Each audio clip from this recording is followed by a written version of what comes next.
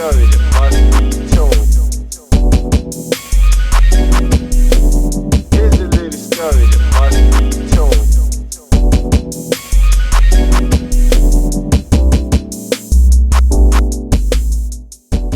Hi guys, welcome to the channel. Some of you guys already know me, Gypsy, from DollyTV, my main channel. That channel is still an active channel, but I actually took a break from working on the channel as far as like trying to make it grow, because there's a lot of other things that I have as far as projects that I want to jump into that I can't do if I'm focused on that channel. So I had to kind of put that on a hiatus until I could get things organized. So I'm at that point now. If you guys are here because you heard about me working on this stuff over here, then thank you for stopping by.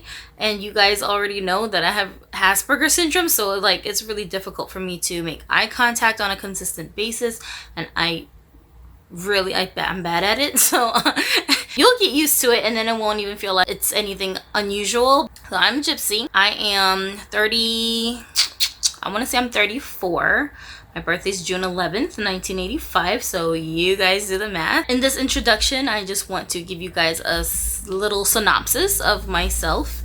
So I'm kind of like a nomad. I don't really have a place that I claim, like that I rep as like my hometown or city, because I moved around so much as a kid and even as an adult. I am half Black American and half Korean, South Korean, and I'm fluent in both languages. And I did live in Korea until I was going into 3rd grade. So from like kindergarten age to 2nd grade, I lived in Korea and then moved back to the States going into 3rd grade.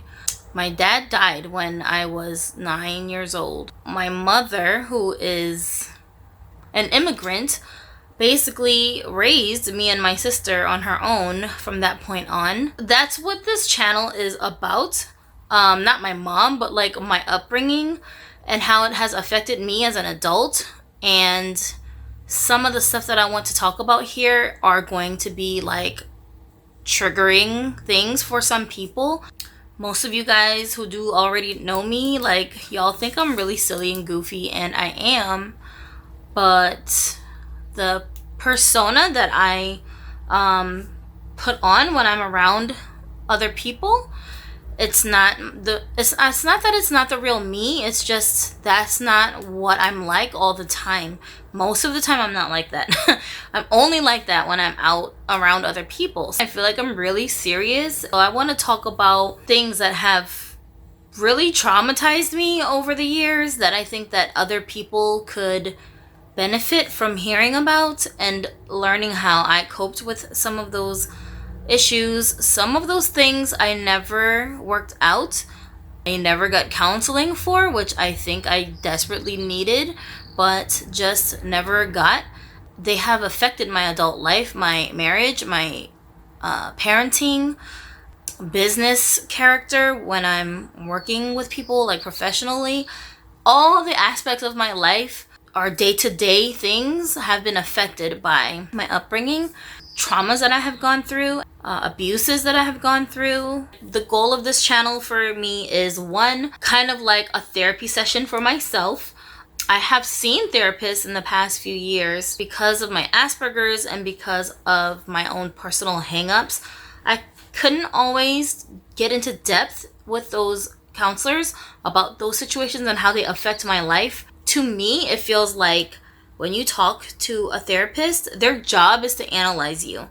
And I'm like obsessed with psychology, so it's crazy that I would say this because like I myself would go into psychiatry and work with people. I don't know if it's because the people that I have seen, maybe they never went through the things that I have gone through or anything similar, so they can't relate as much. From a clinical standpoint, it's like they're just analyzing me. I'm like a guinea pig to them. Like, oh, let's break down her mind. but they're not really counseling me. They're not giving me advice. They're not telling me how I can help myself. I can't always talk about the stuff I want to talk about, because most of the things that I talk about when I go to a therapist is current events, and my life is not that dramatic for me to be going on and on and on for an hour talking about this stuff that's like brand new issues that I have based on traumas from my past. So that doesn't really make sense to me to keep going to a person they're just not on the same page as I am when it comes to that. I'd rather express myself without a time constraint, without worrying about how the person across the room from me is like breaking down everything I'm saying. Like, those of you who are watching this are analyzing things that I'm saying, some of you, but it's not affecting me being able to say it because you're not doing it right to my face.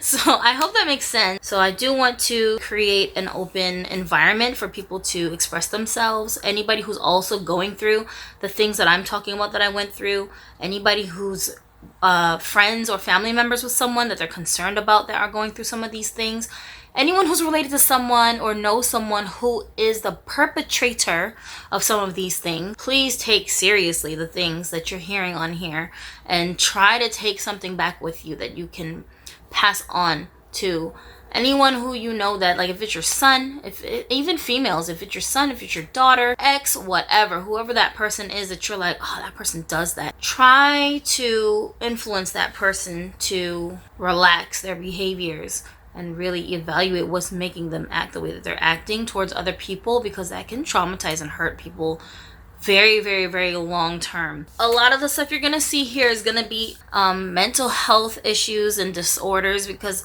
I do have diagnoses for multiple disorders. My Asperger's syndrome, which, if you don't know, is now classified as part of the autism spectrum disorder, and I wasn't diagnosed until I was an adult. Anxiety disorder, depression, and I haven't been diagnosed with it, but I do know that I have obsessive compulsive disorder, where it's like mental, it's not physical things that I do. You're going to hear me talking about various forms of abuse, domestic violence, dealing with controlling and narcissistic personality types who are related to me, and marital issues, dating issues. I don't have a conventional marital relationship, which I will also get into in the future. And then if you guys have questions about that, I don't mind talking about that stuff. So I'm just a very open person in general, but it feels like the brunt of my openness, like the people who benefit from it the most, are the people who are physically right around me all the time. And then people who know me but aren't always around me, especially family members, I don't think they can really handle my real personality. It scares them a little bit, like intimidates them. My IQ is pretty high. It's like a few points below like genius. Like, I didn't go online and take an IQ test. I had to do this in a psychiatrist's office with like a real professional. They trick you. They don't tell you, you want to take an IQ test? They're like, hey, you want to play a game? Figure out this puzzle. Because my IQ is pretty high, sometimes I come off very condescending when I'm like breaking stuff down that people do, and they think I'm being rude, but it's not that I'm doing that. It's just I'm being honest. And if you get me, you'll get me. Like, you'll know I'm not saying things in a malicious kind of a way.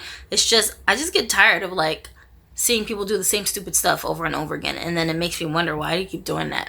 They just can't fathom that somebody with my level of intelligence would entertain certain things that popular culture makes you feel like you should steer clear of. Because if you think for yourself or have any type of critical thinking ability, and not just going along with what everyone in the majority says is normal, then it makes, people uncomfortable. And then another thing, I'm gonna be talking about is self-esteem, building up confidence, health-related things that I'm just now getting my eyes opened up to, because for a long time, the way that I took out some of my compulsions was with food. If you're interested in any of those things, if any of this stuff relates to you, then bookmark this page or whatever you do, screenshot this, whatever, however you do it, to remember to come back to the channel. Like, I know people will tell you, oh, subscribe, like, and subscribe.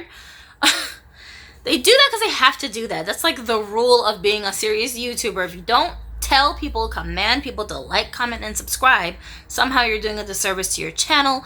And that's what all the YouTube gurus who are like top-notch YouTubers give you the advice to do this when you're starting off. I feel like I'm a seasoned YouTuber already, and from my experience, I feel like it doesn't matter how many times you tell people to subscribe. They're gonna do it if they feel like it. They're not if they don't feel it. Even if they love your channel, if they don't want to subscribe, they're not gonna subscribe because the notifications are annoying. And I understand that because I'm one of those people. Like, I'll just remember your channel and come back and watch and ask questions and talk to you or follow you on Instagram. Don't take it a type of way that I'm not like sitting here going, yeah, subscriber.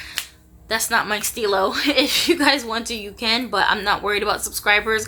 Here, I'm worried about getting this stuff out there, truth talking, getting this stuff off my chest. I don't want this to be a quiet channel. I want you guys to talk in the comments amongst yourselves. You don't have to talk to me. Just, I want people to feel comfortable talking and bringing some of the stuff out to the light, because some of these things trigger feelings of shame and guilt in people who should not be feeling guilty and shameful.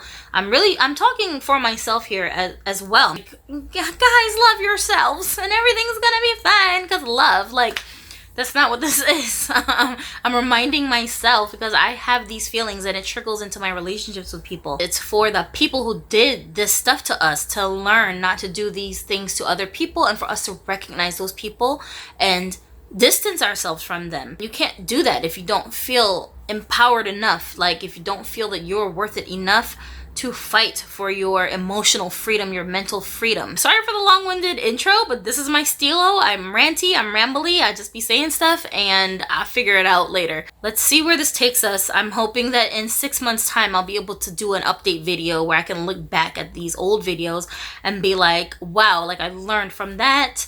I don't feel that way anymore. Things have changed in my life since then, and here's the update. That's really what I wish I could do, and this will be a good way for me to document that for myself and for my children in the future, because I do want them to be able to have access to this type of information that I can't always just like talk about with them randomly, because it doesn't really come up in our conversations these days, because like I said, I have a pretty drama-free life. My kids are very carefree compared to how I was when I was their ages. Thank you for watching this far. Also follow me on Instagram at this stage while I'm recording this. My only Instagram is my Broken Dolly TV Instagram, but I will probably end up starting a new Instagram just for this channel as well, and I will see you guys in the next one.